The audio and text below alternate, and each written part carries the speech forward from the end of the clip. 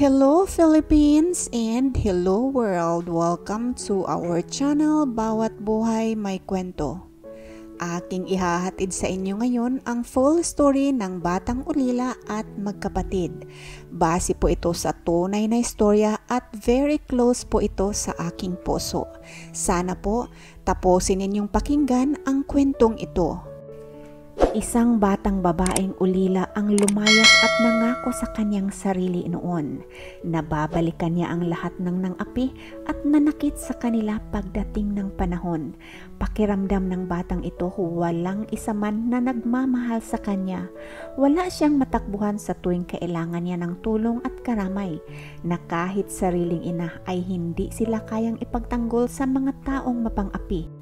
Nagbubulag-bulagan din ang kanilang ina sa pangmamaltrato sa mga ito ng kanilang amain. Ang kawawang batang babae ay naisipan na lamang nito mamasukan bilang katulong sa edad na 9 na taong gulang lamang. Ang sabi niya nga sa kanyang sarili, "Makalayas na nga sa impyernong lugar na ito. Wala namang nagmamahal sa akin. Mabuti pa mamasukan na lamang ako bilang katulong. Maghanap ako ng mayaman at malaking bahay na mapapasukan sigurado doon. Makakakain ako ng maayos at makakatulog ako sa magandang kama." Ito ang naisip na solusyon ng batang babae sa kanyang paghihirap. Ang hindi niya akalain, mas malaking impyerno ang kanyang pupuntahan. Mabait naman ang una niyang naging amo, ngunit napakasalbahe ng anak nitong Binatilyo, dahil kapag wala ang kanyang mga amo at hindi kaagad nasunod ang gusto ng Binatilyo, siguradong bugbog tadyak ang aabutin ng batang babaeng ito mula sa anak ng kanyang amo. Isang araw, ang akala ng bata ay dumating na ang kanyang saklolo dahil kinuha siya ng kanyang may kayang tiyahin at may kasama pang pangako na siya ang pag-aaralin. Noong una, okay naman ang pakikitungo sa ulilang bata, ngunit hindi nagtagal, pahirap na rin ang dinanas ng batang babae mula sa kanyang tiyahin. Hindi na rin tinupad nito ang pangakong pagpapaaral sa kanya. Ang sabi nga sa kanya ng kanyang tiyahin, "Kailangan mong gumising ng alas 4 ng madaling araw. Ang una mong gagawin ay maglaba. Kailangan matapos kang maglaba bago mag alas 7. Pagkatapos mong maglaba, magpakulo ka ng tubig at magsaing. Ako na ang bahala magluto ng ulam. Maglinis ka kaagad ng bahay pagkaalis namin. Siguraduhin mong malinis ang loob at labas ng bahay, ha? Pagdating ng alas 5 ng hapon, magsaing ka na. Kailangan nakahanda na ang lamisa bago kami dumating." Dito na nag-umpisa ang kalbaryo ng batang ulila, dahil alam naman ng tiyahin na walang kumakampi dito, kaya malaya siyang maltratuhin ang sariling pamangkin. Ilang bisis na rin nagpaalam ang bata na umuwi na lamang, ngunit hindi ito pinapayagan ng kanyang tiyahin. Maraming bisis na rin nagtangkang lumayas ang bata, ngunit lagi naman ito nahuhuli ng masungit na tiyahin. At sa tuwing nahuhuli ito ng tumatakas, ay ikinukulong ito sa kwarto at isang bisis lamang pinapakain sa loob ng isang araw. Isang araw, dumating ang tunay na anghel ng batang ulila. Dumalaw ang kanyang lola sa bahay ng kanyang tiyahin, kaya walang nagawa ang tiyahin kundi napilitan itong ilabas ang bata sa kanyang pinagtataguan. Iyak na iyak ang bata at kapit na kapit ito sa kanyang lola. Kahit hindi magsumbong ang bata, ay nararamdaman ng matanda ang takot ng kanyang apo sa kanyang tiyahin. Kaya sabi ng kanyang lola, "Iuuwi ko ang batang ito sa ayaw at sa gusto mo. Mukhang walang tulog at kain ang batang ito. Sa bukid, kahit dahon lamang ng mga damo ang aking kinakain. Sinisigurado ko sa iyo na mapapakain ko sila ng tama 3 beses isang araw." Sobrang iyak ng bata sa tuwa noong marinig nito na iuuwi siya ng kanyang lola, dahil sa wakas, makakalaya na rin siya sa impyernong pamamahay ng kanyang tiyahin. Sa bukid, sabi ng kanyang lola, "Alam ko at nararamdaman ko ang paghihirap ng buhay mo, apo. Dito ka na lamang sa akin. Huwag ka nang umalis. Tulungan mo na lamang akong alagaan ang kapatid mo." Kapatid? Ang sabi ng kanyang lola, kapatid mo? Nasa pangangalaga na rin ni lola ang kanyang bunsong kapatid dahil kinuha niya rin ito sa kanilang inang walang kwenta. Walang kapasidad mag-alaga ng anak ang kanilang nanay dahil nga hinahayaan itong apihin ng ibang tao at kamag-anakan nila ang kanyang mga anak at hindi niya rin kayang ipagtanggol ang mga anak sa kanyang kinakasama. Ang tanong nga ng bunsong kapatid. Di ba ang nanay naman ang nagtatanggol sa kanyang mga anak? Hindi ba ang nanay ang nagtuturo sa kanyang mga anak? Hindi ba nanay naman ang naghahatid sa kanyang mga anak sa eskwelahan? Bakit sa tuwing may umaaway sa atin sa eskwelahan, walang nanay na nagtatanggol sa atin? Bakit yung ibang estudyante laging ipinagtatanggol ng kanilang mga magulang? Iyon ang laging tanong ni Anne sa kanyang manang Rose. Sa edad na 76 years old, sinikap ng matandang babae na pakainin ng 3 beses sa isang araw ang 2 apo na sina Rose at Anne. Minsan, nag-iiyakan ang 2 bata dahil hindi na nila mahanap ang kanilang lula. Ngunit pagdating ng matanda, may dala na itong bigas para sa pagkain nila sa maghapon. Lola, saan ka ba galing? Saan ka kumukuha ng bigas? Naglalabada ako mga apo, sagot ng kanilang lola. Kaya simula noon, naisip ng magkapatid kapag wala na ang kanilang lola, naghahanap na rin sila ng mga dahong kamuti, puso ng saging at ubod ng kawayan para meron silang pang-ulam dahil sigurado sila pagbalik ng kanilang lola ay may dala-dala na itong bigas na kanilang pagsasaluhan. Hanggang sa hindi na nakayanan ng katawan ng kanilang lola, nagkasakit ito at pumanaw sa edad na 78 years old. Walang nagawa ang magkapatid kundi ang bumalik sa nanay nila. Simula nang bumalik sila sa pangangalaga ng kanilang ina, ay puro pahirap ang natanggap nila mula sa kanilang salbahe na amain. Kailangan daw nila magtanim ng palay, magluto, maglaba, maglinis para makakain. Madalas pa nga pamalo ang panggising sa magkapatid ng kanilang amain. Bangon, bangon! Tutulog-tulog kayo dito samantalang ang aking mga anak ay nasa palayan na. Ano kayo, mga senyorita? Sabi ng kanilang amain, ikinukumpara ang mga batang babae sa kanyang mga anak gayong mga lalaki ito at nasa 20s na ang mga ito. Madalas ring nangyayari na naiiwan ang magkapatid sa kanilang bahay ng mga ilang araw nang walang kain dahil sumasama ang kanilang ina sa kinakasama nito sa sabungan ni hindi man lamang naisip ang 2 bata na walang iniwang pagkain. Kaya napipilitan ang mga ito lumapit sa kanilang tiyuhin, kapatid ng kanilang ama, na kahit alam naman nila na makakarinig na naman sila ng sermon mula sa asawa ng kanilang tiyuhin. Andito na naman itong mga patay gutom. Ano na naman ang inyong kailangan? Tanong ng tiyahin. Mangungutang po sana kami ng bigas, ante. Wala kasi ang nanay, nagugutom na si Anne. 2 araw na po kasi kami walang kain. Sabi ni Rose. Mangungutang? Mangungutang ulit? Bakit? Nagbabayad ba kayo ng inyong mga utang? Ang kakapal talaga ng mga pagmumukha ninyo, ano? Ayon pa sa kanilang tiyahin, madalas minamalas ang magkakapatid kapag wala ang kanilang tiyuhin. Imbis na bigas ay panis na kanin ang binibigay sa kanila ng kanilang tiyahin. Mabuti pa si Aling Ising, hindi naman niya tayo kaano-ano, pero kahit minsan hindi naman tayo binigyan ng panis na kanin. Nang pag yumaman tayo, huwag tayong tumulad sa kanila ha.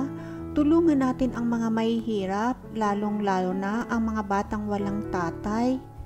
Ayon pa kay Anne.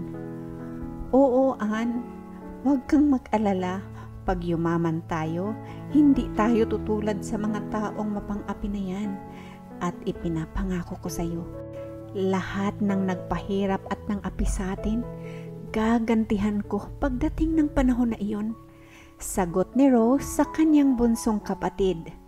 Sige nang, gantihan mo sila. Unahin mo yang si Bintong ha. Bitayin mo siya nang ha. Oo, An. Bibitayin ko talaga ang taong yun, tapos lagyan ko ng langgam ang t-shirt niya para yung mga langgam na ang papatay sa kanya. Kaya nagkatawanan ang magkapatid sa kanilang usapan. Pag-uwi ng kanilang ina, walang dalang pagkain dahil natalo sa sabong. Pinagpapalo pa ang magkapatid ng kanilang amain. Bakit daw walang pagkain na mahahain? Dahil sa sinabing iyon ng kanilang amain, dito na pumutok ang galit ni Rose, kaya sumagot ito. Saan naman po kami nang makukuha ng ihahain sa inyo na pagkain? 3 araw kayong wala, hindi ba? Hindi nyo nga kami naalala? Kahit kami ay walang kain eh. Pumunta kami kina Uncle para umutang ng bigas. Alam nyo ba, panis na kanin ang ibinigay sa amin? Tapos ngayon magagalit kayo dahil walang maihahain na pagkain sa inyo? Napaiyak sa galit na wika ni Rose. Aba, mainit ang ulo ko kaya wag mo akong sagot-sagutin ng ganyan ha. Dito, naranasan ni Rose kung paano siya paghahambalusin ng kanyang amain gamit ang sanga ng bayabas. Noong mapagod ang amain sa kakahambalos kay Rose, umalis ito at sumunod naman ang kanilang ina. Iniwan si Rose na halos mahimatay sa sakit. Tanging ang batang si Anne lamang ang umalalay kay Rose. Noong malaman ni Aling Ising ang nangyari, sobra ang pagkahabag nito sa batang si Rose. Rose, sa 1 linggo, babalik ng Maynila si Linlin. Gusto mo bang sumama para makalayo ka na dito? Awang-awa na ako sa iyo, bata ka. Ayon kay Aling Ising. Wala naman po akong pera, Aling Ising. Paano po ako sasama kay Linlin? Huwag kang mag-alala. Ako na ang bahala sa iyo, sasagutin ko na ang lahat. Sige po, maraming salamat po sa tulong, Aling Ising ha. Pero mangako po kayo, huwag niyo po itong mabanggit-banggit kay nanay. Lulumpuin po ako ng lalaki niya. Oo naman, ano ka ba namang bata ka? Kung sasabihin ko sa nanay mo, di ba malalagot din ako? Nang, huwag mo ako iwan dito. Sama na lang ako sa iyo doon sa Maynila. Ann, makinig ka ng mabuti kay Manang ha. Hindi ka pwedeng sumama sa akin kasi hindi ko pa naman alam kung ano ang magiging buhay ko doon sa Maynila eh. Pangako, babalikan kita pag okay na ang kalagayan ko doon sa Maynila ha. Babalikan talaga kita dito. Pangako talaga sa'yo yan. Basta, mag-ingat ka dito ha. Huwag na huwag kang magtitiwala sa Bintong na yan. Pag wala dito ang nanay sa bahay, doon ka makikitulog kay Aling Ising. Huwag kang maingay sa plano natin ito ha. Lalong-lalo na kay nanay at kay Bintong. Pangako at habilin ni Rose sa kanyang bunsong kapatid. Sa Manila ay hindi rin naging madali ang buhay ni Rose. Palipat-lipat ito ng amo bilang katulong na kahit ang pagtitinda ng ihaw-ihaw, banana Q at palamig ay pinasok na nito nang may maipadala lamang kay Ann para sa kanyang pag-aaral. Isang araw, may nakilala si Rose na isang lalaki. Medyo may edad na ngunit may kaya sa buhay. Rose, pagbigyan mo lamang ako, pakakasalan at alagaan kita. Higit sa lahat, pakamamahalin kita. Dahil nalaman ng lalaki ang istorya ng buhay ni Rose sa pamamagitan ng kaibigan nitong si Merlin. Nagpakasal nga ang dalawa. Napakaswerte ni Rose dahil napakabuti at napakabait ng taong kanyang napangasawa. Ang sabi ni Rose sa kanyang sarili, ito na ang panahon na magbabalik ako ng probinsya para higantihan ang lahat ng nangapi at nanakit sa amin noon. Pinag-isipan ni Rose kung paano maghiganti sa mga taong iyon. Noong dumating si Rose sa probinsya ay si Aling Ising kaagad ang kanyang pinuntahan para pasalamatan ito sa kanyang tulong noon. Tuwang-tuwa naman ang matanda noong makita si Rose. Ay nako, salamat naman at naalala mo pa ako bata ka. Masaya ako noong malaman kong maayos na ang buhay mo. Aling Ising, ikaw ang naging dahilan kung bakit maayos na ang buhay ko ngayon dahil inigtas mo ako noon, kaya habang buhay ko talaga itong tatanawin na utang na loob. Isa pa, Aling Ising, kung bakit ako nandito, gusto kong ipamukha sa mga taong nanakit at nang api sa amin noon na hindi na ako basta-basta ngayon. Gagantihan ko sila sa mga ginawa nila sa amin noon. Rose, yung tiyahin mong nagkulong sa'yo noon sa kwarto, matagal nang wala dahil sa aksidente, at yung kamag-anakan at kapitbahay mo dito, tingnan mo ang mga kalagayan nila, mga matatanda na sila at mga salat na sa buhay. Noong makita ni Rose ang mga binanggit ni Aling Ising, hindi mawari nito kung bakit siya naaawa sa mga ito.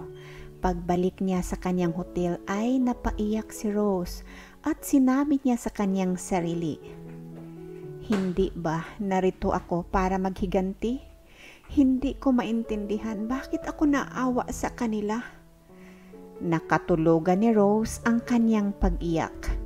Kinabukasan, habang naglakad-lakad si Rose sa kanilang bayan ay nakasalubong niya ang kanyang stepbrother na si Tunying. "Rose, ikaw ba yan?" "Tunying, oo, ako ito. Kamusta?" Si Tunying ang pinakamalapit na stepbrother ni Rose at ito rin ang kanilang tagapagtanggol laban sa kanilang amain. Nagkamustahan at nagkwentuhan ang dalawa hanggang sa dumako ang kanilang usapan sa ama ni Tunying. "Mabuti naman, Rose, at nagbakasyon ka. Alam mo bang nakaratay na sa banig si tatay at hindi na rin ito makapagsalita, pero noon kayong dalawa lamang ni Ann ang laging hinahanap?" Sa narinig ni Rose ay nakaramdam ito ng awa sa kanyang amain. "Tunying, pwede mo ba akong samahan sa kanya? Sigurado ka? Kaya mo na ba siyang makita? Hindi ka na ba galit sa kanya?" Sunod-sunod na tanong ni Tunying na halatang nagulat ito sa narinig mula kay Rose. "Hindi ko alam. Basta gusto ko lamang siyang makita." Noong makita ni Rose ang kalagayan ni Bintong ay napaiyak ito at napansin ng lahat na lumuha ang ama ni Rose at gumalaw ng bahagya ang mga kamay nito. "Sa totoo lang, Yo, umuwi talaga ako dito para maghiganti sa'yo. Pero sa kalagayan mo ngayon, mukhang pinaglurusahan mo na ang mga ginawa mong kasalanan sa amin noon. Yang mga luha ba na dumadaloy dyan sa mga mata mo? Tanda ba yan nagpanghingi ng tawad sa akin? Sige, patatawarin kita. Sana patawarin mo na rin ang iyong sarili para hindi ka na magbitbit ng bigat dyan sa puso mo." Nagkaiyakan ang lahat na naroon sa kwartong iyon sa sinabi at pagpatawad ni Rose kay Bintong. Maya-maya lamang ay nagsilabasan ng mga ito sa kwarto at sa salas na nila pinagpatuloy ang kanilang kwentuhan. "Rose, salamat sa iyong pagpatawad kay tatay ha. Malaking bagay yan para kay tatay. Sigurado ako papanaw siyang mapayapa." Sabi ni Noel, isa sa mga anak ni Bintong. Ang hindi nila alam ay pumanaw na nga ang kanilang ama. "Umalis na ang tatay ninyo. Hindi na siya humihinga," sabi ng matandang kinakasama ni Bintong. Lalong nagkaiyakan ang lahat kasama na si Rose. "Rose, kapatawaran mo lang pala talaga ang inaantay ni tatay. Kung hindi ka kaya dumating, hindi namin alam kung hanggang kailan siya magdurusa." Ayon naman kay Nestor. Bumalik si Rose sa kanyang hotel nang magaan ang pakiramdam sa kabila ng mga pagluha dala ng paglisan ni Bintong. Kinabukasan, pinuntahan ni Rose ang kanyang tiyuhin at asawa nitong nagbigay sa kanila noon ng panis na kanin. Tuwang-tuwa ang dalawang matanda nang makita nila si Rose. Masaya rin si Rose na parang walang sakit at galit na nararamdaman sa matandang babae. At nalaman niya rin na pareho nang may sakit ang mga matatandang mag-asawa. Kaya nakipag-usap si Rose sa kanyang mga pinsan kung maaari nitong isama ang mga ito sa kanyang tahanan. At pumayag naman ang mga pinsan. Umuwi si Rose sa Maynila na kasama ang dalawang matanda. At doon madalas na ipinapasyal ni Rose ang dalawa sa mga malls at pinapadoktor niya rin ang mga ito. Inalagaan niya na parang tunay na mga magulang sa loob ng halos 1 taon. Noong inuwi na ni Rose ang dalawa sa probinsya ay dinalaw niya ulit si Aling Ising. Anak, salamat ng marami sa iyong pagdala ulit sa akin ha. Balita ko, nadala mo raw sa Maynila ang iyong tiyuhin kasama ang kanyang asawa? Hindi kaya naalala ng iyong tiyahin kung paano niya kayo noon tratuhin? Aling Ising, naalala niya man po o hindi, okay na yun. Hindi na ako galit sa kanya at hindi na ako galit sa kanilang lahat. Pagkalipas ng 1 taon ay pumanaw ang tiyuhin ni Rose. Umuwi kaagad si Rose para makiramay at bumulong ito sa tiyuhin na nakaratay sa kabaong. Tay, alam mo naman na hindi talaga ako nagalit sa iyo kahit minsan lang, di ba? Kahit pa minsan-minsan hindi mo kami maipagtanggol sa iyong asawa noon dahil minahal talaga kita bilang tunay kong ama.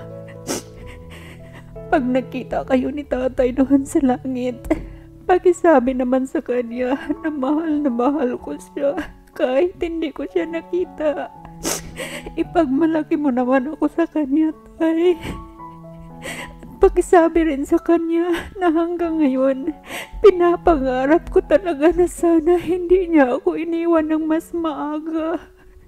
Hindi ko sana naranasan ang mga pait, hirap at sakit na dinaranas ko noon. Sobra-sobra ang pagdalamhati ni Rose ng pagyaon na iyon ng kanyang tiyuhin.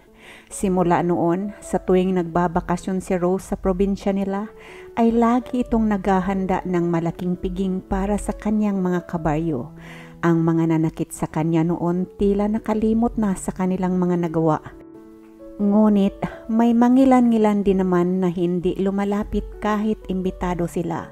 Baka naalala pa nila ang kanilang mga ginawa noon. Mga kaibigan, marami ang nagtatanong kung bakit nawala si Ann sa istoryang ito. Sadyang hindi po namin isinama dahil medyo masilan ang kanyang bahagi. Mga ilang beses din naming pinag-isipan bago kami nakapagdesisyon na gawa ng istorya ang bahagi ni Ann. Ito po ay may pamagat na Magkapatid. Iniwan ni Rose ang batang si Ann sa kanilang ina kapiling ng malupit nitong kinakasama. Si Ann lamang ang may kontak kay Rose. Isang araw, may natanggap si Rose na liham mula kay Ann. Kamusta ka na, nang? Medyo matagal-tagal na rin hindi mo ako sinusulatan. Andito nga pala ako sa Davao, nakitira ako sa aking kaibigan. Sana madalaw mo ako dito. Marami akong sasabihin sa iyo, nang, at miss na talaga kita. Wika ni Ann sa kanyang liham. Napaiyak si Rose dahil sa kabisihan nito sa pagtatrabaho ay nakalimutan niya talagang magpadala ng sulat sa kapatid. Kaya nakapagdesisyon ito na magpaalam sa kanyang amo para kitain ang kanyang kapatid sa Davao. Ma'am, payagan niyo na po akong magbakasyon 2 linggo lang. 2 linggo lang ako doon at babalik ako kaagad. Wika ni Rose. O sige ya, basta balik ka kaagad ha. Mamimiss ka nitong alaga mo. Wika naman ng amo ni Rose. Ma'am, pwede po bang makabali ng pera para po may maibigay ako sa aking kapatid? Nahihiyang wika ni Rose. Ya, ikaw talaga. Lahat ng sahod mo na pupunta sa kanila. Pero sige, pahihiramin kita ng pera at mag-ingat ka doon ha. Basta balikan mo kaagad kami. sabi ng amo. Sobrang saya ni Rose na pinayagan siya ng kanyang among umuwi. Sobra-sobra rin ang tuwa ni Ann nang makita niya ang kanyang manang. Nagyakapan sila ng mahigpit. Nang, salamat talaga at umuwi ka. Marami akong sasabihin sa'yo. Alam mo bang maraming bisis ko nang tinangkang magpakamatay? Kaso lang, naiisip kita. Alam ko kasi masasaktan ka kapag nawala ako at nagpakahirap kang magtrabaho para makapag-aral ako. Umiiyak na wika ni Ann. Naku, ano ba naman? Dapat masaya tayo dahil nagkita na tayo, di ba? Nakangiting wika ni Rose kahit umiiyak rin ito. Bakit ba naman ang payat-payat mo, Ann? Parang wala kang kain. Wika ni Rose. Wala naman talaga akong kain masyado nang. Kasi laging wala si nanay at nahihiya na akong makikain sa mga kapitbahay. Alam mo naman na hindi tayo makakalapit sa mga kamag-anakan natin. Ang pirang pinapadala mo, hindi naman nakakarating sa akin, kinukuha ni Bintong, pangsabong. Ang nakakarating lang sa akin, yung pinadala mo lang kay Aling Ising. Napakalungkot ng buhay ko nang wala akong masabihan ng aking mga nararamdaman. Kahit nga pag nagkasakit ako, tinitiis ko na lang. Madalas, si Aling Ising ang nagpapagamot sa akin. Alam mo bang maraming beses na rin akong pinagtangkaan halayin ni Bintong? Isang beses nga, nung nakawala ako, tumakbo ako sa kapitbahay natin. Sabi ko, tulungan nyo naman ako, gagahasain ako ni iyo, Bintong. Alam mo ba kung ano ang sagot ng kapitbahay natin nang? Nasaan ang ebidensya mo na pinagtangkaan ka? Hindi nila ako tinulungan at pinauwi nila ako sa bahay. Ang ginawa ko, doon ako natulog sa sagingan. At lagi akong pinapalo ni Bintong kahit sa harapan ni nanay. At alam mo ba nang kung ano ang pinakamasakit? Yung sasabihin ni nanay na, sige Bintong, paluin mo yan, disiplinahin mo ang batang yan. Umiiyak na pagsusumbong ni Ann. Noong pinagtangkaan ulit akong halay ni Bintong, tumakbo ako sa kamag-anak nating kapitan. Baka sakali tulungan niya ako. Alam mo ba kung anong sabi niya sa akin? Hindi niya daw ako matutulungan. Baka daw sabihin ng mga tao, porket magkamag-anak, papaboran ako. Dagdag na wika ni Ann. Patawarin mo ako, Ann. Sobrang hirap pala talaga ang iyong pinagdaanan. Kahit kailan, hindi ko talaga sila mapapatawad sa ginawa nilang ito sa iyo. Lalong-lalo na yan si nanay. Anak-anak, hindi niya na nga tayo kayang pakainin. Hindi pa tayo kayang ipagtanggol. Nang, pwede ba, wag mo na akong iiwan dito. Sasama na ako sa iyo. Wika ni Ann. Ann, hindi ka pwedeng sumama sa akin. Kailangan mong mag-aral at igihan mo ha. Hinding-hindi na tayo magpapakita sa kanila kahit kailan. Galit na wika ni Rose. Nakalimutan sandali ni Ann ang masakit na pinagdadaanan. Masayang nagsasama ang magkapatid sa loob ng halos 2 linggo. Noong paalis na si Rose pabalik ng Maynila ay halos himatayin si Ann sa pag-iyak. Nang, mag-ingat ka doon ha. Huwag mo akong kalimutan, basta sulat ka lagi ha. Oo, Ann. Basta pangako mo sa akin na pagbutihan mo ang iyong pag-aaral ha. Mahal na mahal kita. Gusto kong makatapos ka para umayos ang buhay mo, mabago ang buhay mo. Pag nakatapos ka kasi ng pag-aaral, hindi ka matutulad sa akin, makapagtrabaho ka ng maganda. Habilin ni Rose. Sa Maynila, nagpapakahirap magtrabaho si Rose, pati pag-ihaw-ihaw ay pinasok na nito. Masuportahan lamang ang pangangailangan ng kanyang kapatid. Maya-maya kasi humihingi ito ng pera sa kanya. Nagkabaon-baonan ng utang si Rose sa kanyang amo. Lingid sa kanyang kaalaman ay si Ann na pabarkada. Bihira nang pumapasok sa eskwelahan at papalit-palit rin ito ng kasintahan. Sige lang, gala lang tayo. Alam nyo ba, bagong padala sa akin ng pera ang ate ko? Pagmamayabang ni Ann sa kanyang mga kaklase. Palagi rin itong pinagsasabihan ng kanyang tinitirahan, ngunit hindi nakikinig si Anne hanggang sa magbuntis ito. Si Rose, walang kaalam-alam sa kalagayan ng kapatid dahil hindi naman sinabi sa kanya ni Anne. Hanggang noong hindi na nakatiis ang tinitirahan ni Anne sa kanyang ugali ay nagsumbong ito kay Rose at sinabing buntis ang kanyang kapatid. Talaga? Paano nyo naman nalaman? Sinabi niya ba sa'yo? Sagot ni Rose. Hindi naman lingid sa inyo na dito nakatira sa akin yung kapatid mo na kung minsan nga ay hindi pa yan nakakabayad ng upa sa akin. At nako, pasensya ka na dito sa sasabihin ko ha. Hindi naman talaga nag-aaral si Anne. Minsan-minsan lang pumapasok sa eskwelahan. Kung saan-saan naglalakwat sa, nililibre niya lahat ng mga kaibigan niya. Minsan nga, kasama pa ang anak ko, kaya pinapagalitan ko na yan silang dalawa. Ay nako, may pagkasutil itong kapatid mo ha? Sagot ng tinitirahan ni Anne. Nagdesisyon si Rose na sulatan si Anne. Anne, gaano ba katotoo itong nabalitaan kong buntis ka raw? Sana hindi totoo, masasaktan ako Anne. Wika ni Rose sa kanyang liham. Sumagot naman si Anne at inamin ang katotohanan. Nagmamakaawa itong tulungan siya dahil ayaw daw siyang panagutan ng lalaki. Parang gumuho ang mundo ni Rose. Iyak siya ng iyak sa sama ng loob sa kapatid. Hindi niya akalain na kayang gawin ni Anne iyon sa kanya. Ganun talaga ang mangyayari kapag walang guidance. Kapag ang bata masyadong naabuso sa murang edad, ay naaapektuhan din pati pag-iisip nito. Halimbawa lang, laging pinapalo, minumura, tumatatak yun sa utak ng bata. Wika ng amo ni Rose. Ma'am, hindi lamang palo at mura ang inabot ng kapatid ko. Maraming beses din siyang pinagtangka ang halayin ng aming stepfather. Wika ni Rose.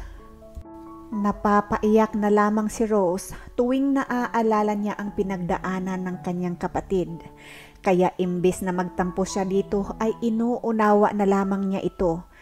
Ipinagpatuloy niya ang suporta sa kanyang kapatid sa akalang hindi nga ito pinanindigan ng lalaking nakabuntis sa kanya.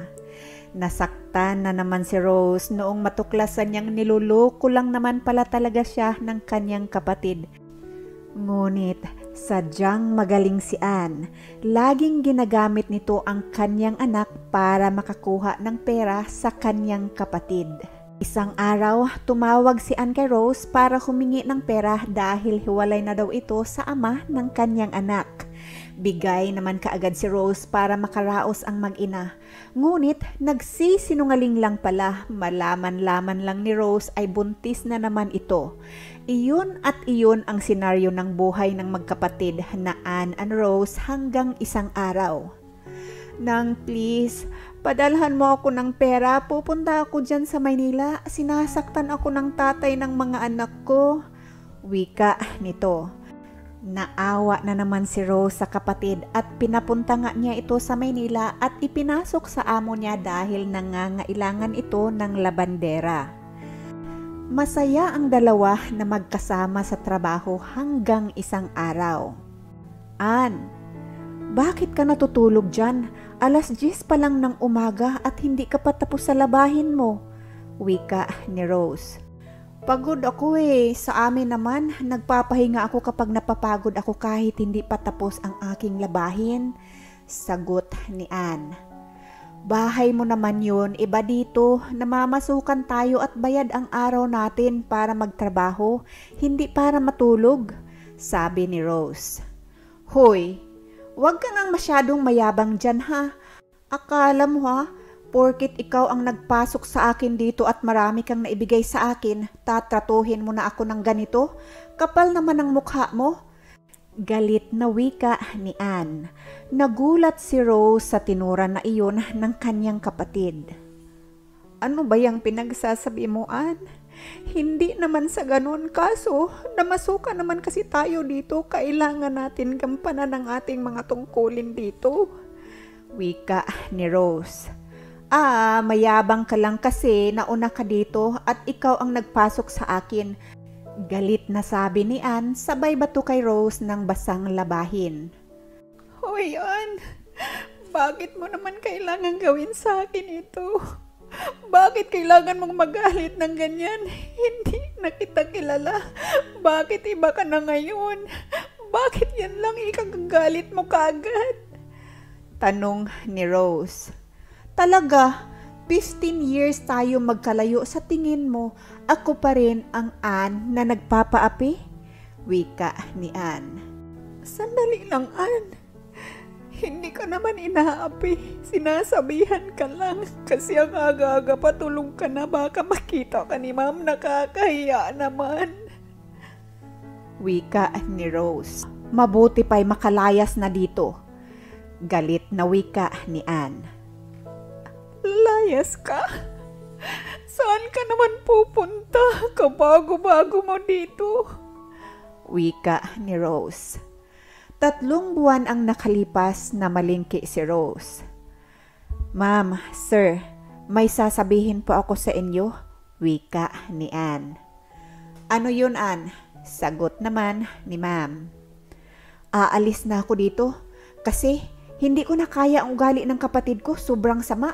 Alam nyo ba, hindi na natapos ang sasabihin sana ni Ann dahil binara na ito ni sir nila. Pagdating ni Rose ay tinawag kaagad ng mag-asawa para kausapin. Alam mo ba kanina habang wala ka ay tinangka ni Ann na siraan ka sa amin? Kaso, binara kaagad siya ng sir mo at sinabing huwag kang siraan dahil 10 years ka na sa amin at mas kilala ka namin kaysa kilala ka niya. Ayun, tumalikod sa amin nakasimangot. Tapos, sinilip namin siya sa kwarto niya. Nagsasalita siya mag-isa. Sorry sa sasabihin ko sa yuya ha, pero mukhang may tama sa utak yung kapatid mo. Napansin ko rin kapag kinakausap ko siya, minsan ay iba ang sagot niya. Wika ni Ma'am. Grabe ka naman, Ma'am. May tama ka agad. Nasaktan na wika ni Rose. Baka nakalimutan mong psychiatrist ako. Wika ng amo. Napabuntong hininga na lamang si Rose. Gusto mo bang kausapin ko para malaman natin kung ano ang problema niya? Libre lang. Offer ng amo. Sige po ma'am, salamat. Sabi naman ni Rose. Habang kinakausap ng amo si Ann ay may napansin ito sa mga kilos at pananalita niya. Masyadong traumatic ang pinagdaanan ng kabataan ni Ann. Meron siyang borderline personality disorder or dissociative personality disorder. Pero kailangan niyang tanggapin na meron siya nito at kailangan niyang labanan ito. Pero dala nga ng pinagdaanan niya, mukhang mahihirapan siya. Kailangan niya ng taong makakaunawa sa kanya, yung taong talagang stable mentally. Bibigyan na lamang natin siya ngayon ng pangpakalma. Wika ng amo. Lingid sa kaalaman ng mag-amo ay nakikinig pala si Ann sa kanilang usapan. Anong akala nyo sa akin, baliw?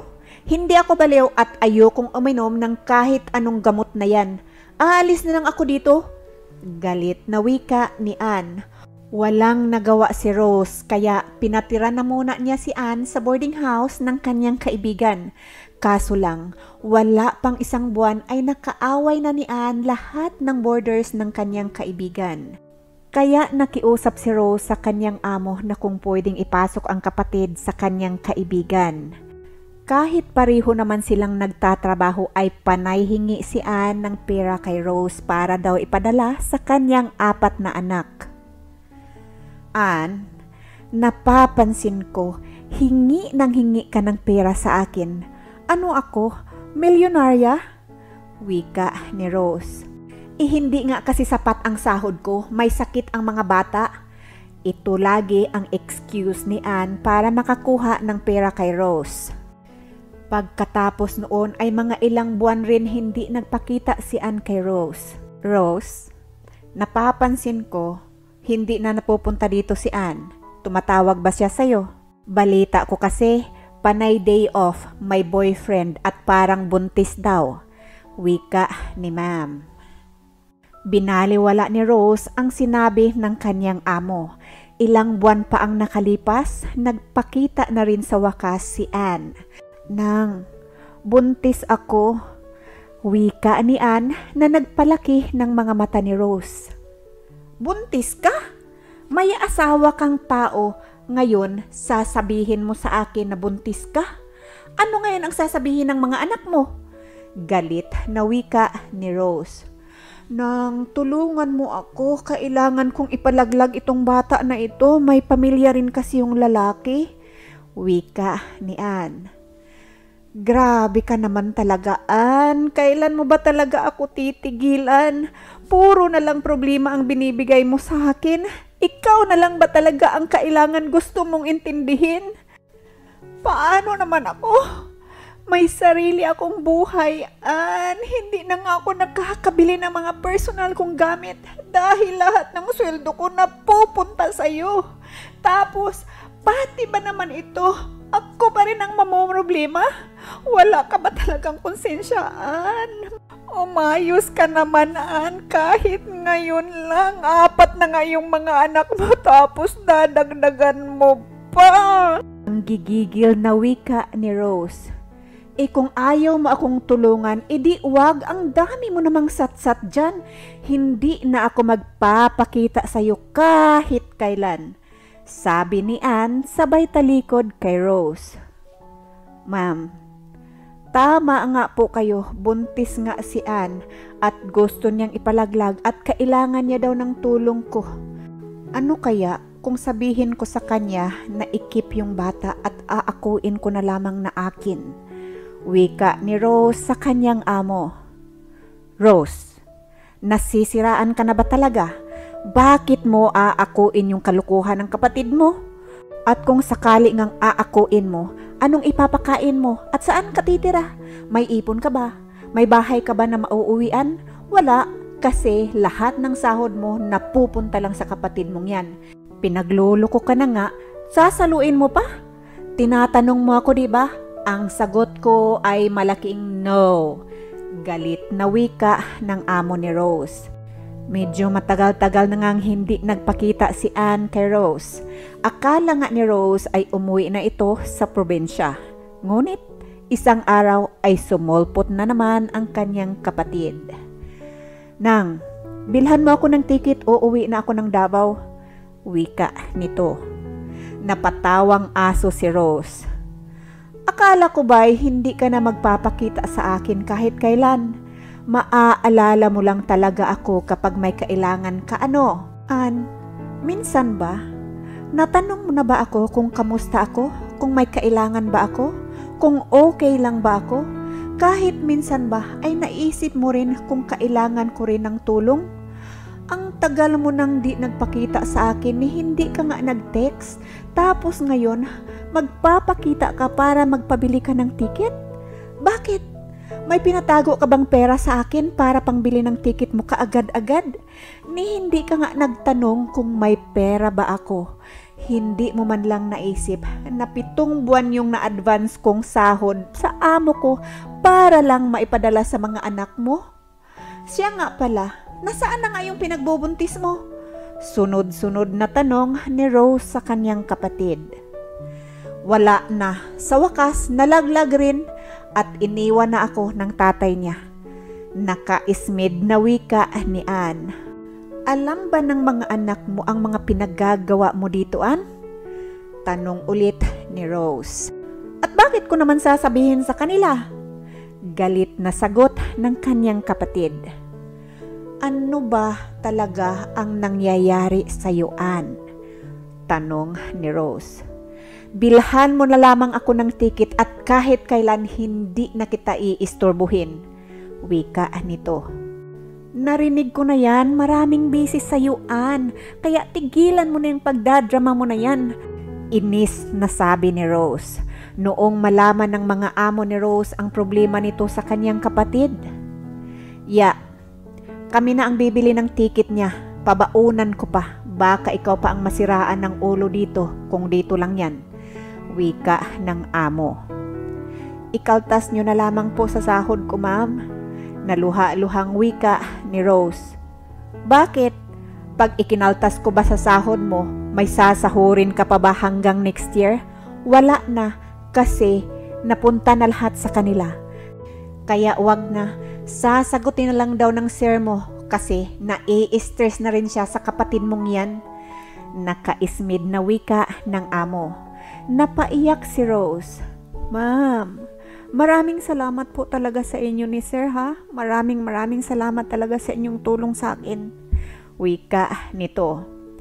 Taon din ang binilang na walang balita si Rose sa kanyang kapatid. Hanggang nakapag-asawa ito at nagdesisyon na sa Davao na rin manirahan.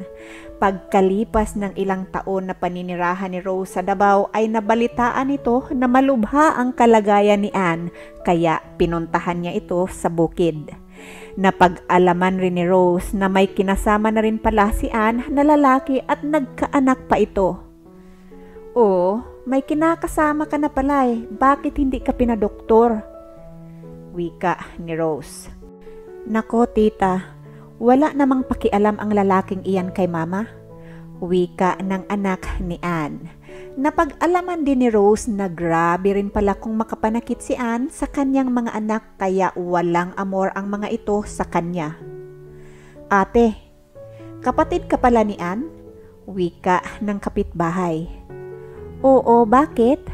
"Nako, yung kapatid mo na yan, may pagkasiraulo yata. Kung kastiguhin itong mga anak niya ay ganun-ganun na lamang. Kahit itong maliit niyang anak na babae, halos patayin sa palo. Pag sinasaway namin, inaaway kami at sinasabihan kami na huwag kaming makialam.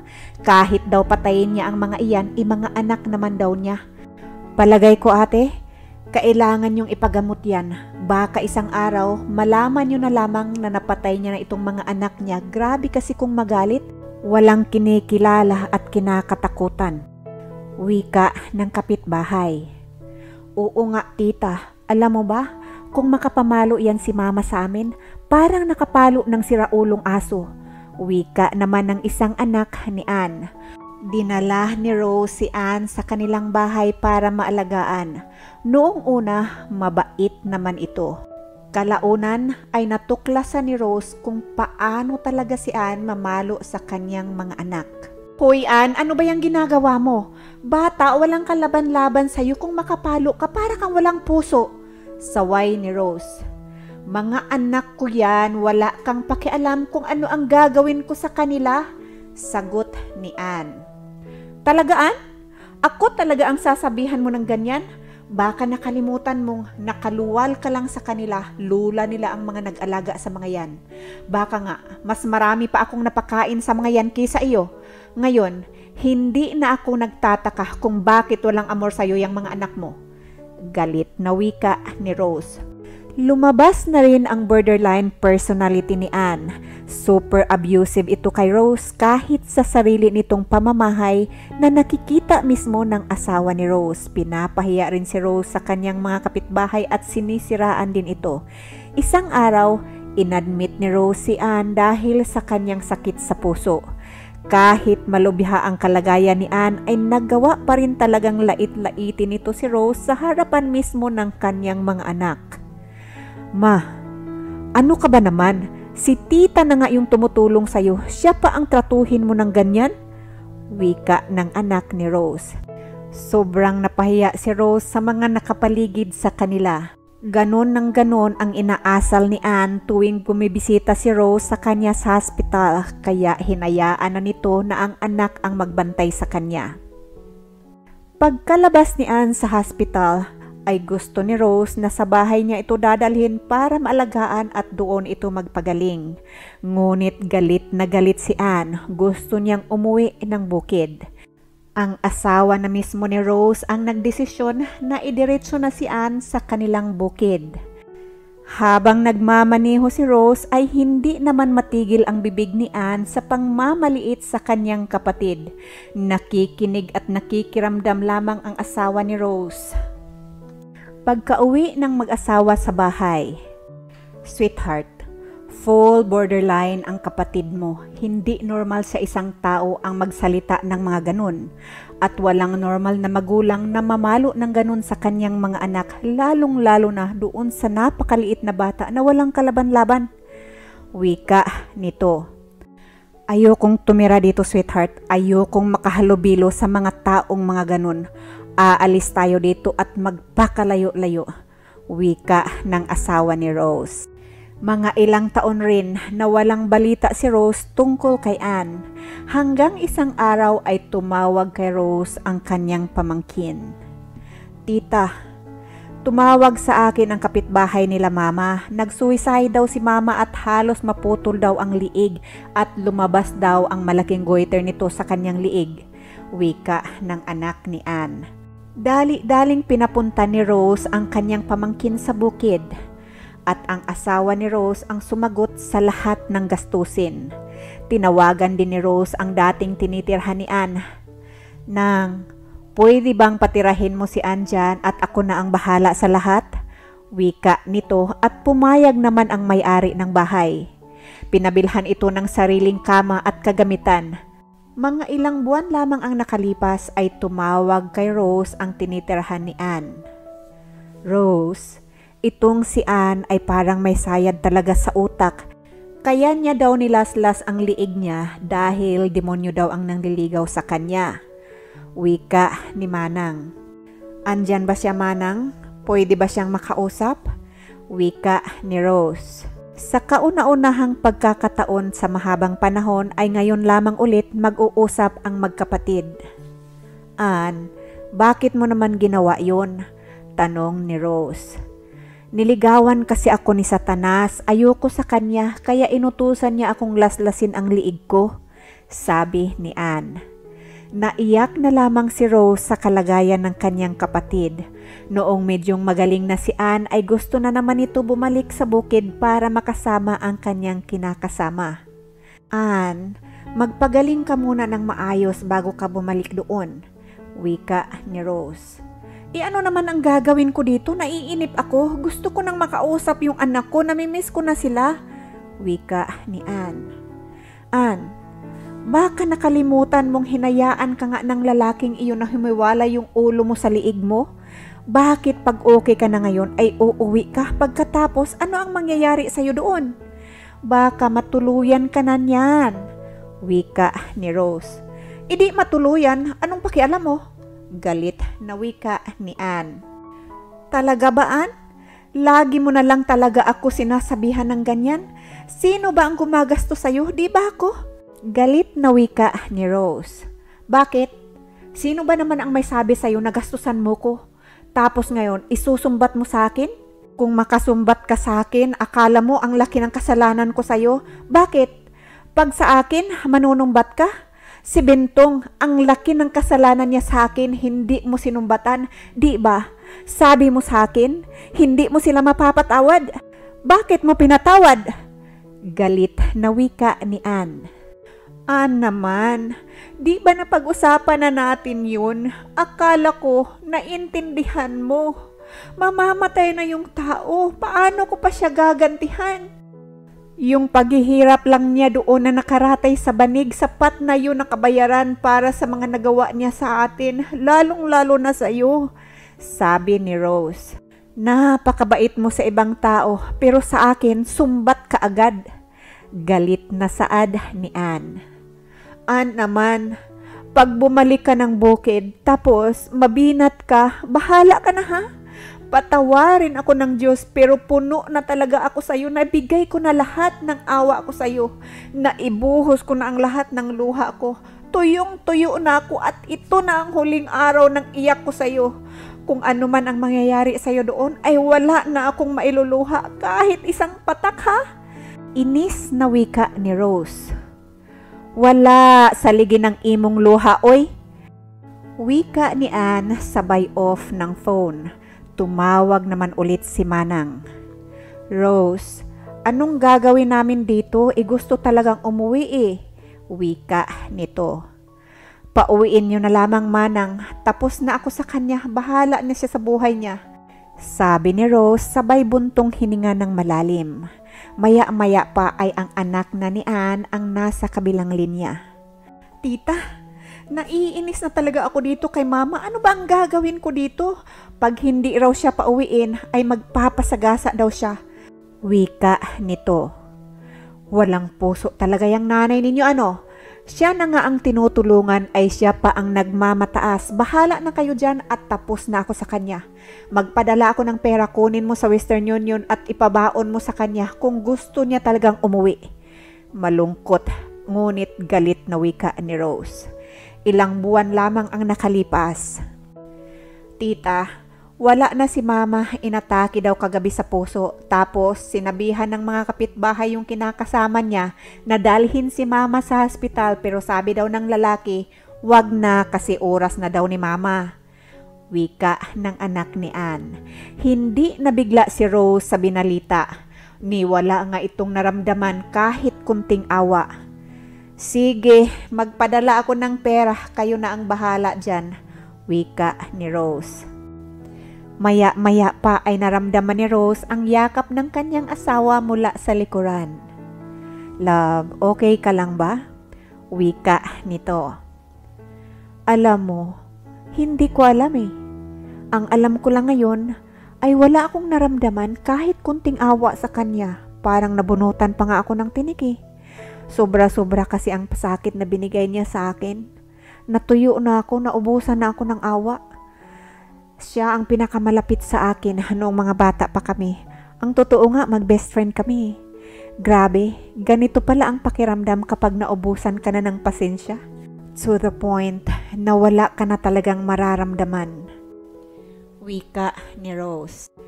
Alam mo, sa kunting panahon na nakita ako si Ann, ay nakita ko talaga kung paano kanya pinahirapan. At naikinagulat ko talaga ay kung paano niya latiguhin ang kanyang mga anak. Wika ng asawa ni Rose. Sa totoo lang, hindi naman talaga madali ang pinagdaanan ni Ann. Maraming beses siyang pinagtangkaan halay ng stepfather namin. Pinapalo, hindi pinagtatanggol ng nanay. Walang matakbuhan at walang mapagsabihan ng kanyang nararamdaman dahil wala namang gustong makinig sa kanya. At least ako, nakatakas. Oo nga, halos lahat ng kinita ako napunta sa kanya. Naalala ko nga yung sinabi ni Ann na hindi daw nakakarating sa kanya ang pera na pinapadala ko nung bata pa siya kasi nga naka-address yun kay nanay. Kinukuha daw ni Bintong yung pera pang sabong. Nagbuntong hininga si Rose. Umiling-iling din ang asawa niya. Don't worry, sweetheart. Ngayon, ikaw naman at ako ang haharapin ko. Buhay naman natin.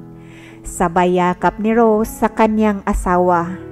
Sa buhay kung minsan wala talaga tayong kalaban-laban, lalo na kung tayo'y mga musmus pa lamang.